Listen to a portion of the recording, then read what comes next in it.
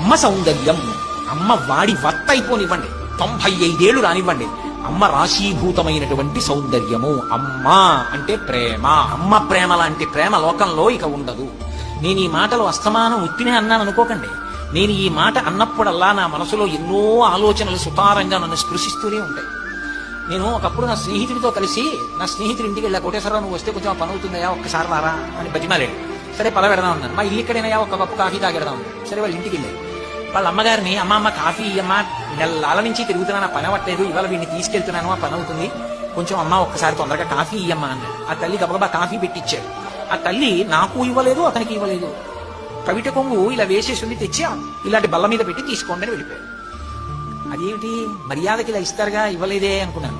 అమ్మ పెద్ద ఆవిడ పాపం ఏ ఇబ్బందో, తాగేసి బయటకు వచ్చేస్తుంటే అక్కడ ఆడుకుంటున్న పిల్లలు ఎదురొచ్చారు. ఇదేంటి వచ్చి వాళ్ళు అన్నారు, అంకుల్ అంకుల్ మీకు తెలీదా, మా అమ్మగారిని చూశారా అన్నారు. ఏమైంది అంటే మధ్యాహ్నం మా అమ్మగారు అక్కడ నిలబడి మాట్లాడుతున్నారు, పెద్ద గాలి వచ్చింది, తలుపు పడిపోయింది, 4 వేళ్లు అందులో తలుపు మధ్యలో చిరిగిపోయి నిద్దురు కాలిపోయి వాచిపోయింది, అంతా తెగిపోయింది, చూడలేదా అన్నాడు.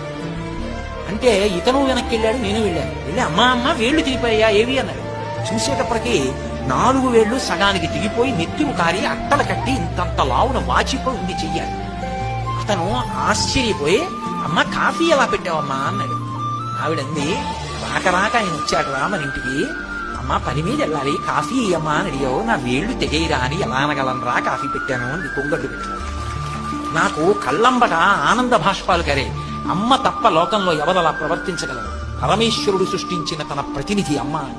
అమ్మ అన్న మాట వెనక అంత రాశీభూతమైన ప్రేమ. ప్రపంచంలో దురదృష్టవంతుడు అన్నవాడు ఎవరైనా ఉంటే ఒక్కడే. ఈ జన్మకి అమ్మ అని పిలవడానికి అమ్మ ప్రత్యక్షంగా లేనివాడు, అమ్మ చేతి అన్నం తినలేనివాడు తప్ప. నా దృష్టిలో దురదృష్టవంతుడు అన్న మాట ఇంక ఏ విషయానికి ఎవరికీ అన్వయం కాదు. అమ్మతనం అంతా నవ్వులో ఉంటుంది.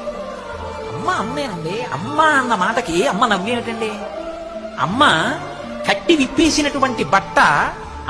విప్పేసినటువంటి బట్టలన్నిటితో బొంత కుట్టించుకు పడుకోండి, నిద్ర పట్టేస్తుంది.